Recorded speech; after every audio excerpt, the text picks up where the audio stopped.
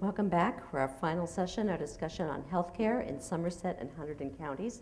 I'm going to start and just ask from my left, Dr. Masaba, if you'll start with us and just do a quick introduction and tell us what you do.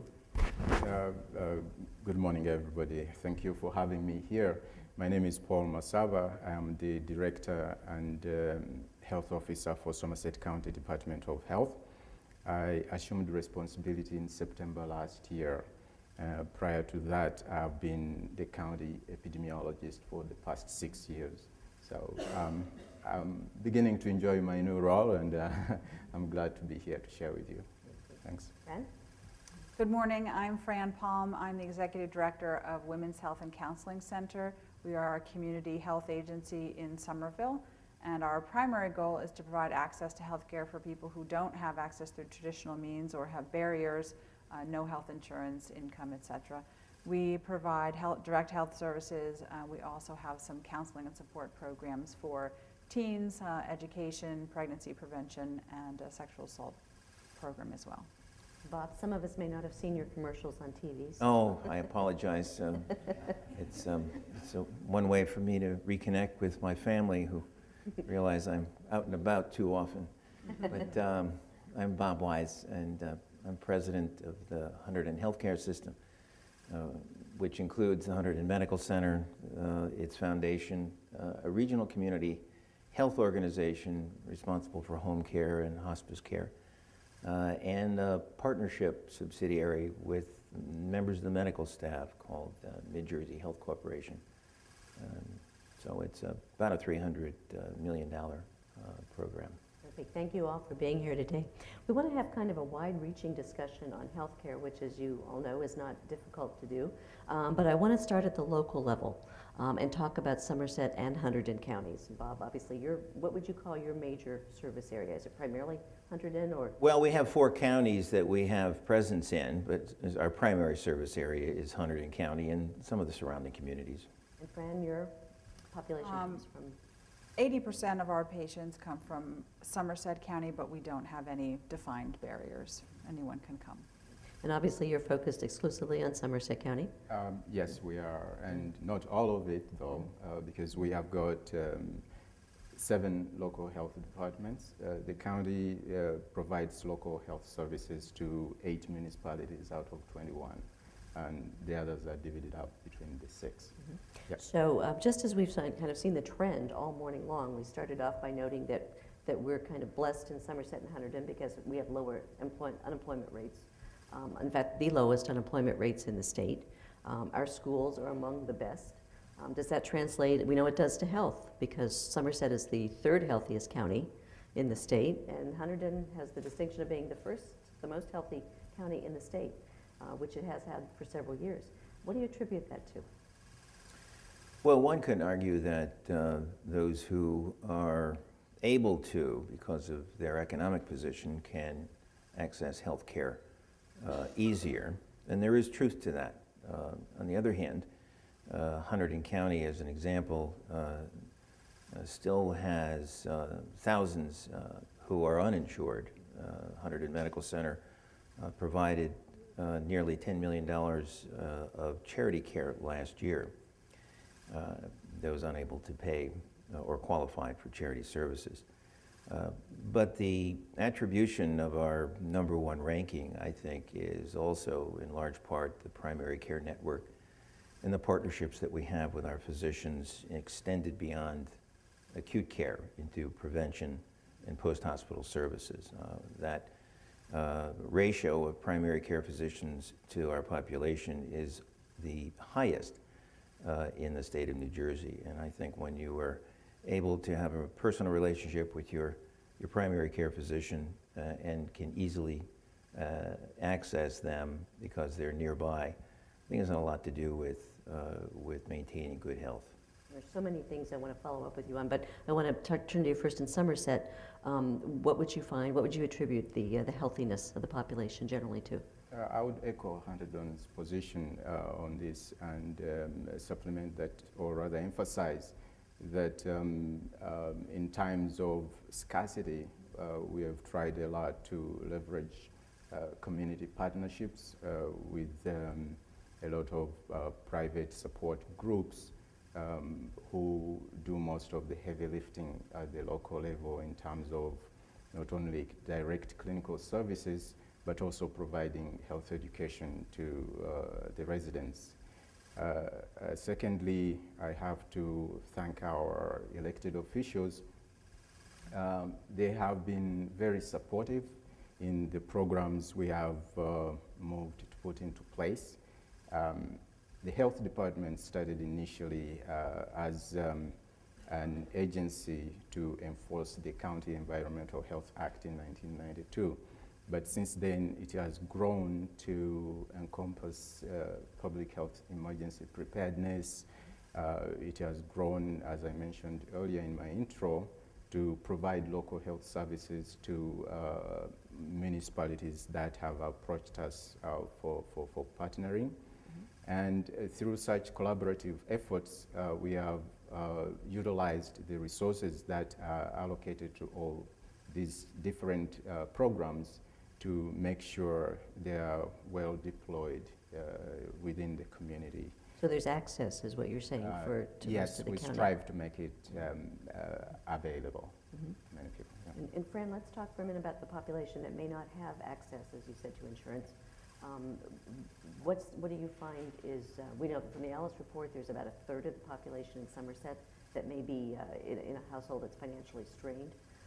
Are most of the people that you see, how large is your population, and what are you seeing in the population that you serve? Definitely, I think our patients fit the Alice profile in the sense that they're often working. Yes, some are unemployed or between jobs, but they're just working at lower paying jobs and jobs that don't afford them health insurance. In fact, we have some patients who have been with us for a very long time because they've chosen jobs that, or are self-employed, that is difficult or very expensive to attain health insurance. We have others that are with us temporarily because they lost a job and then needed care until they could find another that afforded them health insurance. And I think that the combination, we're also seeing immigrants or families related to immigrants. We have a lot of referrals from family to family, and those individuals obviously have additional barriers. They may be unfamiliar with what's available. There may be language barriers, and we do try to provide accessibility in terms of language. And when they find that we come to our center providing some of the basic services that they need, we also appreciate the partnerships we have with others around us, and when people have needs beyond what we can do, there's a lot of options for referring as well. Let's talk about the general health of the population. Bob, what would you say are some of the biggest health areas of concern in Hunterdon County?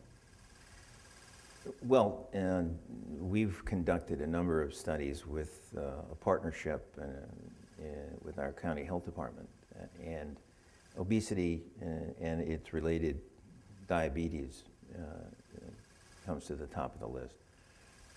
But there's a growing concern about asthma. We've seen a decline somewhat in some of the cancers, but it is still of concern. But the number one killer in Hunterdon County is heart disease. And the reason why we've addressed it with a campaign to build a cardiovascular center is our responsibility to do something about it. So those, I think, are the larger ones. I think one of the more important issues that we need to grapple with throughout the state is mental health disease. I think mental health is experiencing some fragmentation in services and shortages of professionals. And because it's not reimbursed on the par as medical and surgical services, we see many using the emergency department as their primary care physician. And we need many more mental health centers. We have made a commitment in Hunterdon County with our comprehensive mental health program to address many of the issues, but it's clearly not enough as it affects all ages and all populations. I'm sure you've seen an increase in that in the past year or two as well with the economy. Yes, the depression that is caused by loss of job and the breakup of families because of that, the loss of homes is certainly one of the many reasons why we're seeing an increase in the outreach to us for services. You mentioned asthma. Is that pediatric asthma or generally in older?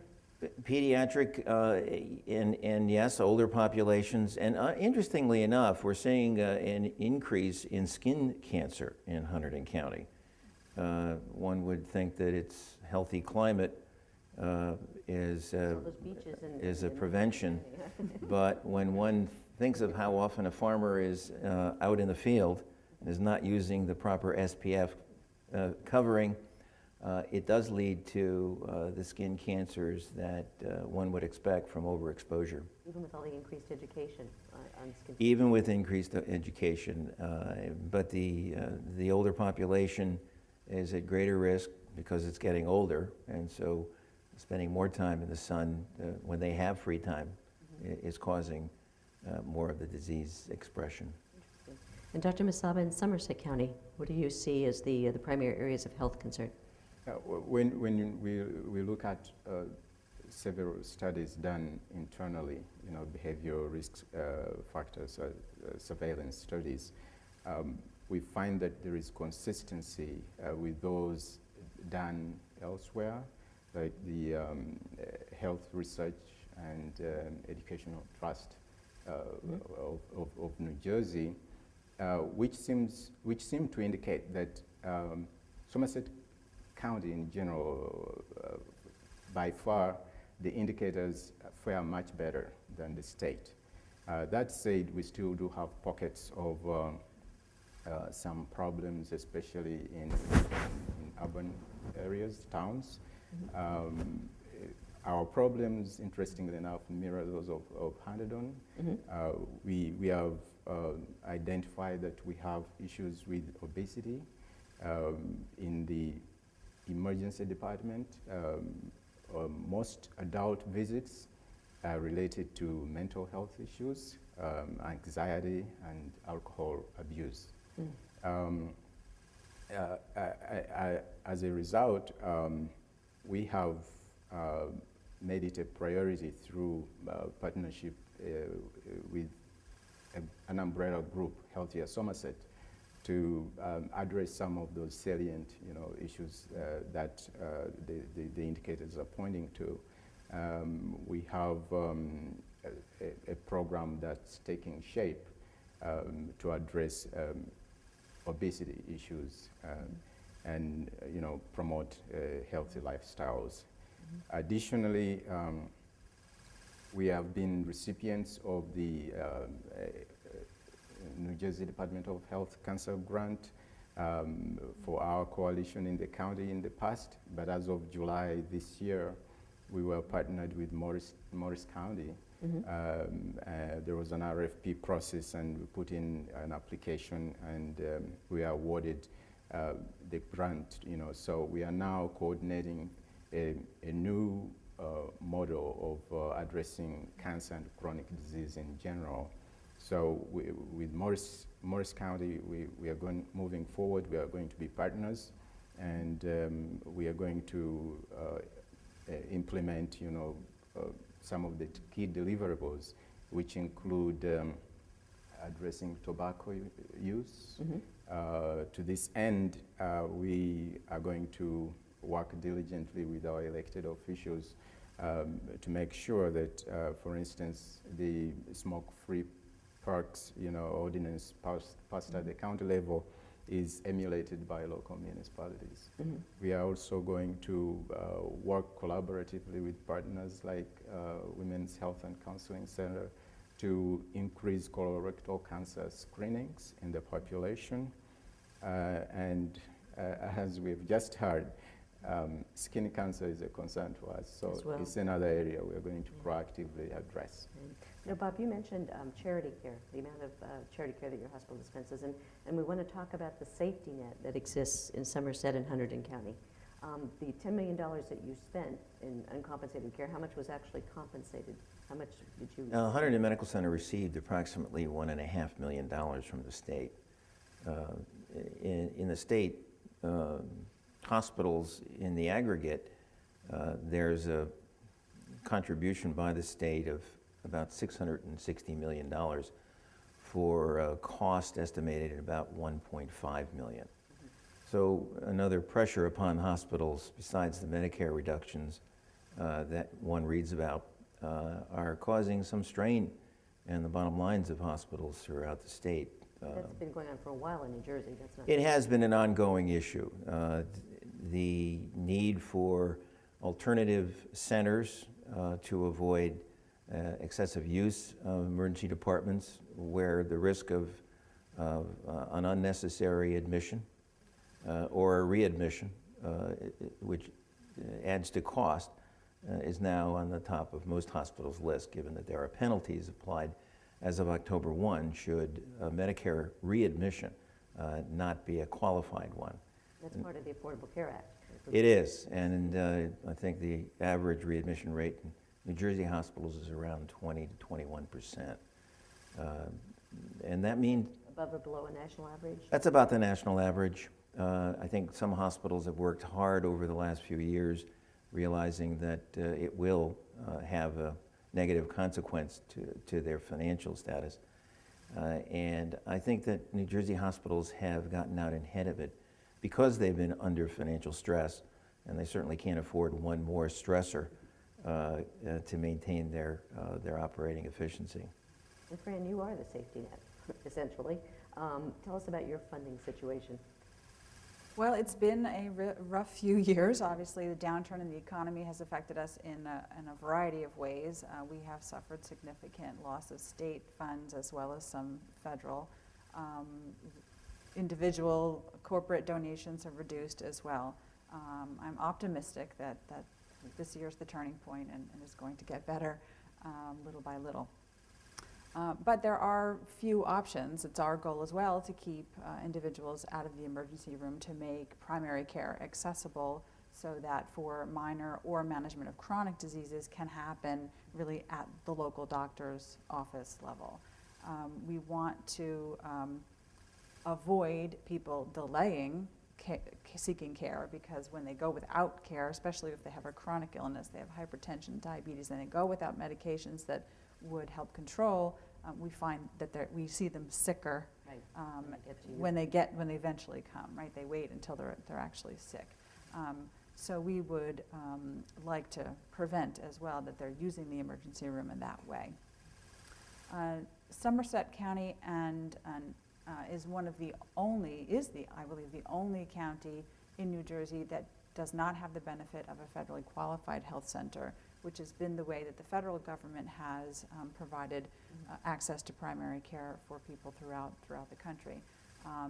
Here's another conundrum that our generally high income causes us to mask the needs of those at the lower income because there's very strict formulas for how the county can qualify for use of those funds. Just to see, some of them pointed out in the first session, you've got a few very, very high income earners who skew the average rates for everyone else. And the suburban nature where people are a bit more spread out. The formula that the federal government uses is looking for density of poverty. And so we don't have as many people congregated in one place. So that's to our disadvantage, and it means that we're not benefiting from those dollars that the rest of the counties. I actually think Hunterdon has very little as well. I don't think you actually have an established. No, we don't. As And well. we have recognized that we are at risk unless we continue to invest in primary care.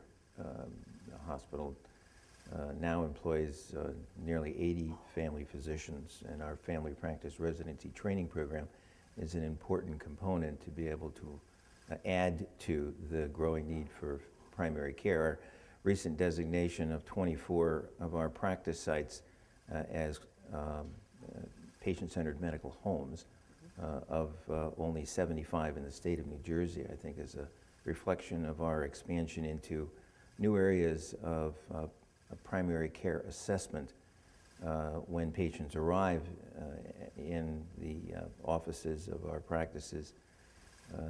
It's an emphasis that I think will cost practices in private practice millions of dollars by practice because of the estimated average of about 7 more hours per week that they will have to spend in medication management discussions, in preventive discussions, post-visit follow-up, and the like that are necessary in order to be qualified for reimbursement for the additional time spent. We fortunately will be the beneficiary of that because we've been qualified, but others will find it difficult.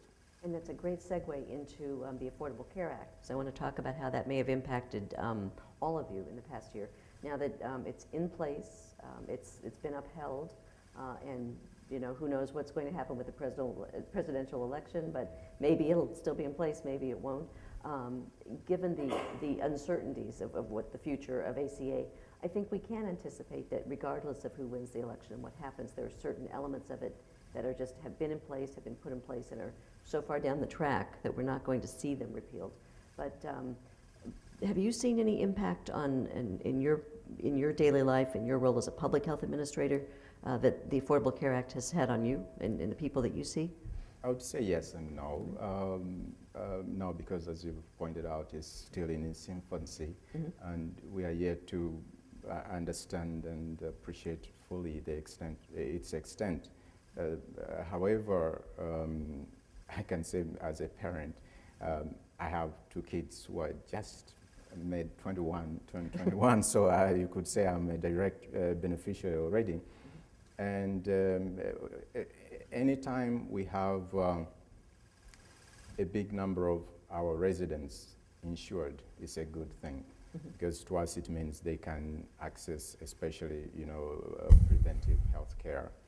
And in that regard, where the yes aspect of it pertains to the prevention and public health fund. We have seen the trickle down, pardon the pun, of it, you know, through the community transformation grant funding, which is available through the states sometimes, or directly from CDC to community agencies who apply and qualify and obtain them. So that's very important, because The increased funding. Yes, as we have been speaking before, prevention is really key to driving down the costs of healthcare in the nation. The problem for us in Somerset County is, as has been pointed out, is that we have that skewed county ranking income-wise, you know, nationally. So that affects us, because we may, however well-crafted our RFP responses may be, So much of the funding is we designed for low income. Yes, we may at the end of the day not be considered, you know. Because of that. Yes, because of that. Fran, many of your patients, you pointed out, have insurance, but they're underinsured. No, most of our patients don't have Don't insurance. have I'm sorry, insurance. they might be working, but they're Totally uninsured. almost all of our patients would be uninsured. I mean, a tiny, minute portion do. For us, there's been no impact yet. The health exchanges, which are to be set up, aren't available. So those who might have another way, they're not available yet until, I understand, 2014. The ability to stay on your parents' health insurance longer, well, your parents have to have health insurance in order to stay on their plan. So we're really working with people who, for those initial benefits, that primary preventive care, it'd be fully covered and no copay. Again, it only benefits those who are already insured. So far, I'm sitting saying it's only really benefiting those who are already insured at some level. maybe by 2014, when the insurance exchanges are available, if that all happens, depending on the election, then maybe we'll see some movement. And the expansion of Medicaid, where Medicaid will be available to, I believe it's those up to 133% of poverty.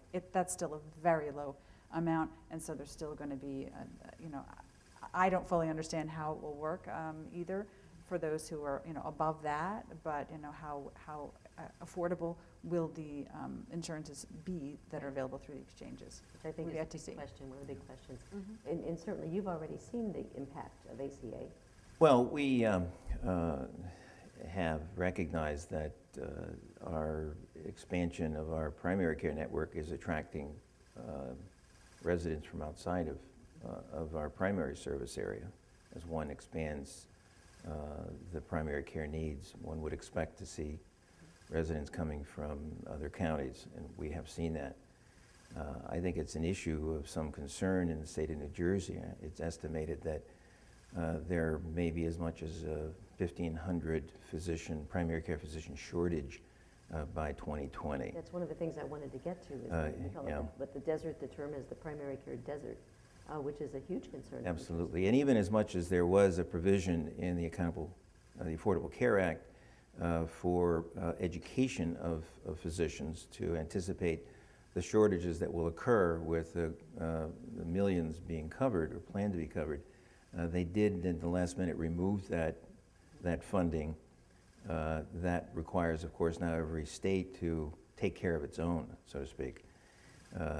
Is there a focus in New Jersey to address Well, that? there certainly is.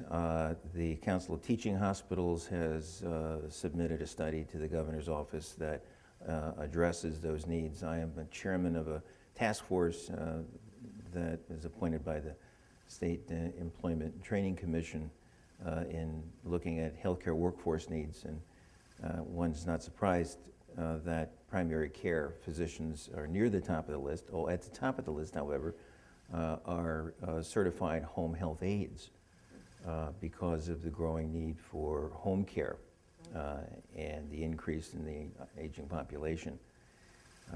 Getting back to insurance coverage, I think Rutgers estimated that there would be as many as 234,000 more covered lives with the expansion of insurance coverage.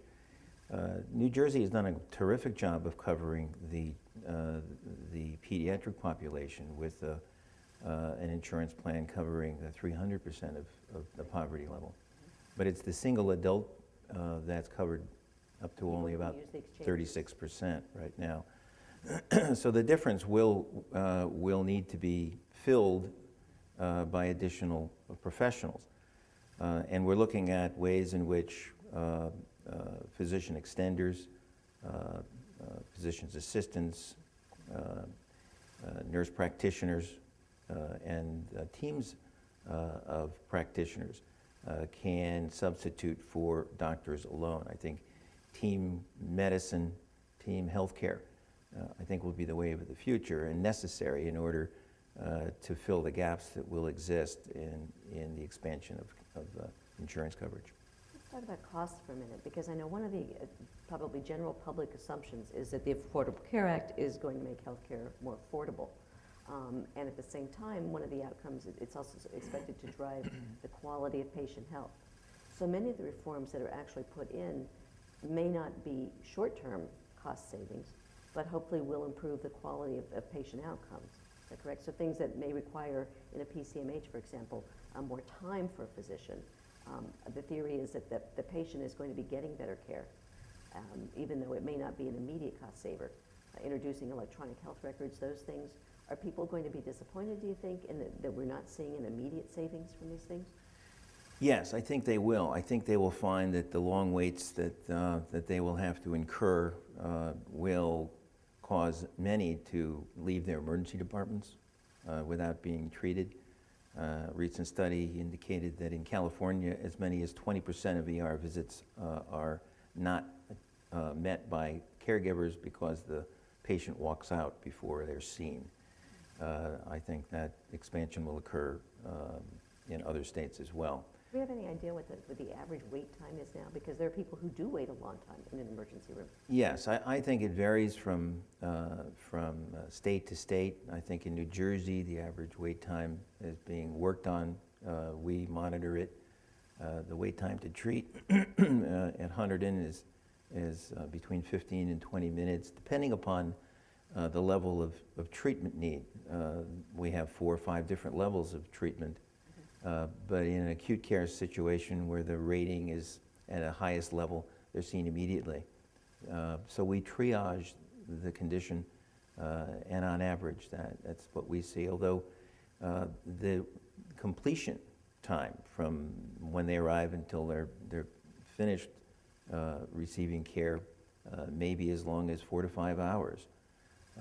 And I think we need to do a better job in reducing the in-between time that it takes for tests to be done. Right. And I think every hospital is monitoring that because the faster care is rendered, the better the treatment and the more efficient the services, which reduces cost. We're proud that, for example, our door-to-balloon time for emergency angioplasty is probably the lowest in the state.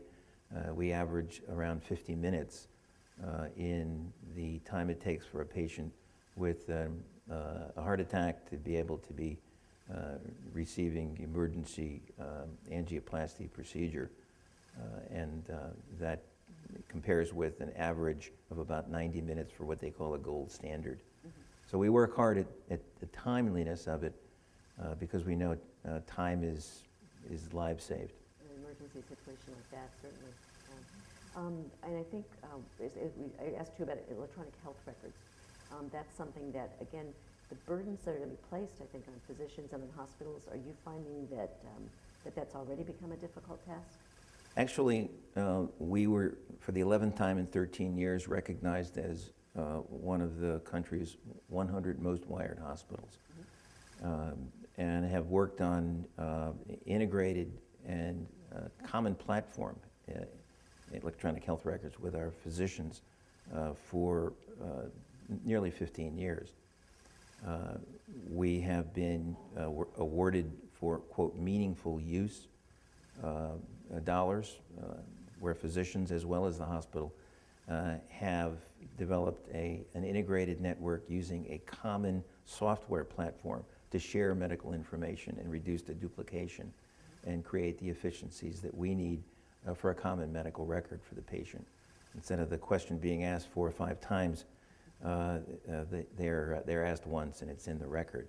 So we have addressed that, and we're pleased that we received support from the federal government, even insurance companies, because of the model that we use.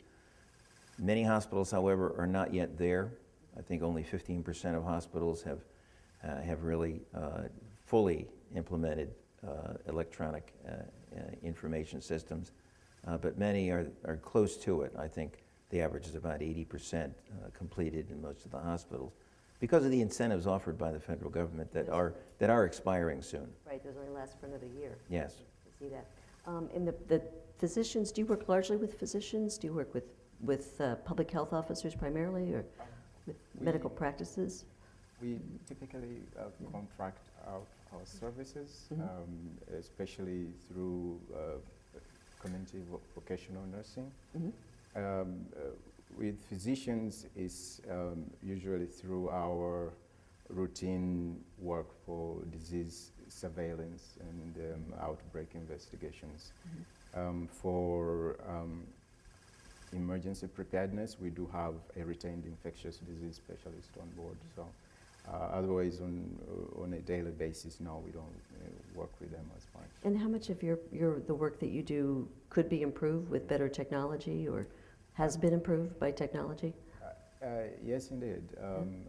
I mentioned disease surveillance.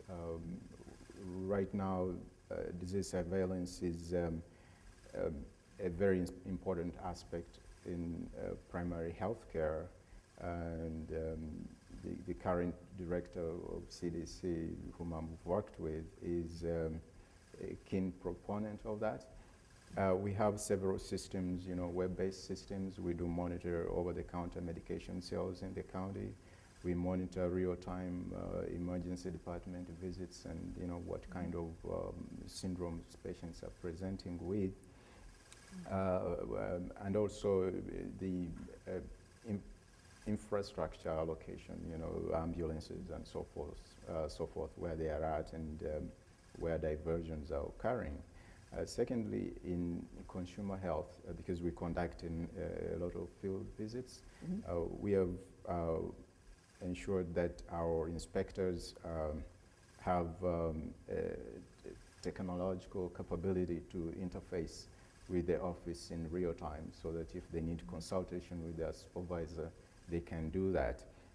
And also is a tool for monitoring performance and you know, generating reports which can be shared. And it's not just us, but the state has a vision too for making sure in public health having interoperable, you know, systems that maximize efficiencies are in place. Great. Let me ask each of you to talk about quickly the biggest challenge you face in educating the public about their health. Clearly, public health is your area. I mean, what do you think is the biggest challenge that you face in educating consumers? Two things. One is the obvious one, funding. The practice standards for local boards of health in New Jersey require that each local health department have a health educator program in place, you know, obviously directed by a competent health educator. Right. But that's not indeed the case. And so it becomes very difficult for the few who are available to do all the lifting, you know, of the workload that needs to be done. Let me interrupt. Is that because there's a shortage of people who are qualified to do that, or because there's a shortage of funding? It's a shortage of funding. People are there, but the funding is shortage. For instance, in my department, the operational budget is around $2.8 million, and of that, about 2.6 million comes from grants, you know, pieced from various areas, you know, federally and from the state. The county contribution is just about $200,000 only. And that tends to mirror other health departments statewide in the sense that public health really in New Jersey is a new kid on the block. So Not a huge priority. Yes. Yeah. So it really needs political will, you know, to recognize and the importance of primary care prevention and so forth, and invest in the future and make sure we have robust public health departments, you know, that work not only legally the statutory requirements, but also above and beyond. yeah, they go above and beyond and protect the health of the community. And Fran, what's your biggest challenge in educating your population? Well, I'll have to echo funding is always a challenge. As a community organization, we're relying on often the generosity of donors to help us do our work. In our case, we're working with people who might have lower levels of education or be, you know, unfamiliar, not be voracious consumers of a lot of health information that's really readily available. If anybody was to open a magazine these days, it's all about health and nutrition and exercise. We see within our population obesity, diabetes, hypertension being the primary issues as well, and it's yes, sometimes there's a genetic predisposition to those things, and sometimes it's simply lifestyle or really lack of awareness of what modifications they could make. We've had the most success in working with individuals really more one-on-one. When they get some individual attention and really understand that they could make small changes in their lives, they're very happy to find that they get good results from making those changes. Health navigators? It's really one-on-one education with our nurses to be able to, and also we've had some success in trying to push the responsibility back and to have people understand what they personally, that it's not the physician who can necessarily fix your problem. The physician can help, but there are changes that you can make. So we're really getting to the fundamentals of portion control and Basic exercise. Basic health education. And because we're working with populations who are working many jobs, time is restricted, we find that we need to do that really one-on-one or very small group.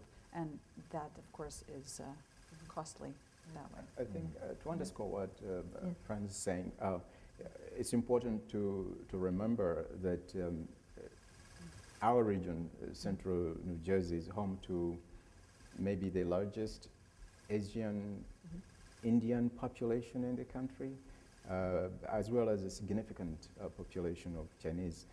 The saving grace is that, that said, interestingly enough, the language barrier doesn't translate, exponentially. But yes, the rich and diverse ethnic mix in New Jersey call into place the necessity to have to be cognizant of the constraints to health education, which range from language barriers, to health literacy in general, to Other cultural barriers. yes, that to exist that cultural beyond barriers. language. Yeah, so. Yeah, that's a great point. Yeah, thank you for making that. Bob, and what's the biggest challenge that you face thinking?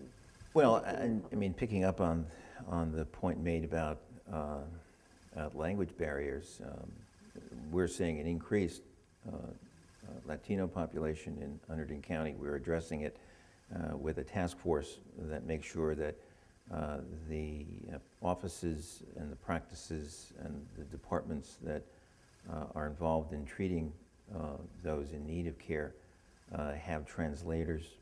We have telephone translations services, but it requires more follow-up as well, not just the on-site services in the institution and in the offices. It's a follow-up to a phone call at home. And I think that brings us to the second issue, and that is the compliance in the educational aspect of their responsibility to follow up the care. The estimated cause of readmission that involves medication errors for patients is put at somewhere around 50% of all reasons why a patient is readmitted to a hospital. And that may be because they aren't educated well enough or don't understand their medication well enough and think that they can cut a pill in half in order to, they feel better, so they don't need to spend the money, so to speak, on a full dose every day. So on fixed incomes, the population is shorting themselves, for example, in that case where they don't realize the impact on their own medical care that it causes. I also think that there is a very thin line between the private sector, our institution, our healthcare system, and its responsibilities, and public health that needs to be defined well enough so that we share in the responsibilities of public health education and community health education. We have an extensive educational enterprise in all aspects of prevention and acute care education and post-hospital and hospice care.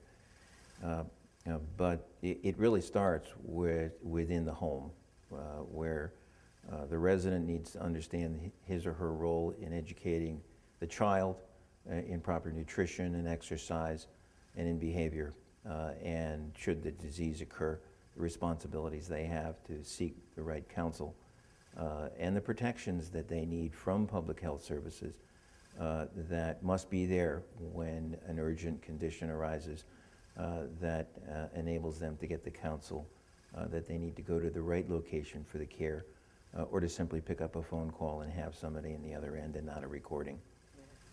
And I think that will grow in demand as we see more insured covered by the exchanges. So we will need that safety net educational network put in place. There are recommendations that that populations should have a state resource by state to ensure that that population health initiatives are funded properly for these kind of programs and services that now don't exist. But that does require making hard choices about what's important in each municipality and in each county.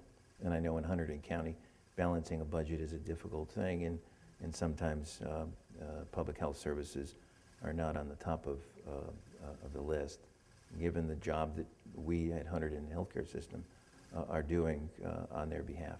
I think it must be almost beyond staggering for all of you. I mean, when we're faced with the prospect of anywhere from, we've seen, what, 250 to 450,000 perhaps people coming into the system in New Jersey with expansion of Medicaid. I think those numbers have come down a bit, but certainly faced with many more people to deal with, many more people who are trying to navigate through lack of insurance or underinsurance. Let me close by asking each of you to do the magic wand question. If you could do one thing that would, besides money, let's leave money out of the equation because we all know we all need more money. What one thing would you like to see happen in the next year to really make a difference in the lives of the people you serve? The most important thing to me is, building and strengthening collaborations, because that is known to be the source of strength in such circumstances. Talking about collaborations means, trying as much as possible not to duplicate work. Mm-hmm. And that goes to suggest that maybe there should be a conversation about scaling down the number of health departments that we mm-hmm. have. We should think seriously about amalgamation. Mm-hmm. Having worked in big health departments, New York City, for instance, and Ontario Ministry of Health, I know how far this act alone can go in mitigating some of these problems which are created by lack of funding. Mm-hmm. Great, so more collaboration and more strategic planning perhaps. And yes. Fran? Well, I'll piggyback that on that idea. It wasn't what I was originally going to say, but I like it.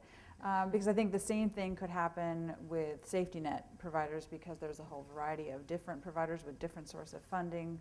And I think that if there was additional collaboration or even consolidation sometimes that's an answer, sometimes it's not, that we might be able to extend the benefit to more individuals.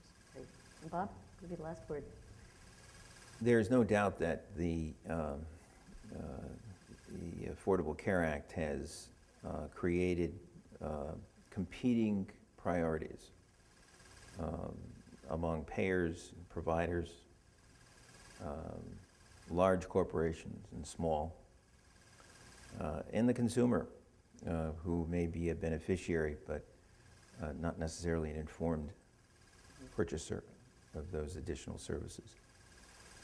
So I do think that aligned incentives, aligned priorities is critical as more money may be made available but potentially wasted. I think there is an importance here in establishing an efficient health delivery system that's agreed upon by all parties, a partnership in provision of care. And that means that there needs to be an understanding of what the most important issues are that are affecting health of a population. And that requires good data, that requires agreement, that requires placing one's self-interest below that of the greater good. And I think once that occurs, I think you'll see effective results. And do we all think this collaboration can be voluntary, or does it have to be mandated and brought down from on high from someone? Incentivized definitely would help speed things along. I think, like all changes, things work better when you have a champion. Mm-hmm. So it's good to look forward, to a champion emerging. That champion can be solicited by us. Yeah. Okay. Yeah. Great. Well, thank you all very much for being here this morning and for this discussion. And thank you all for being part of State of Central Jersey 2012.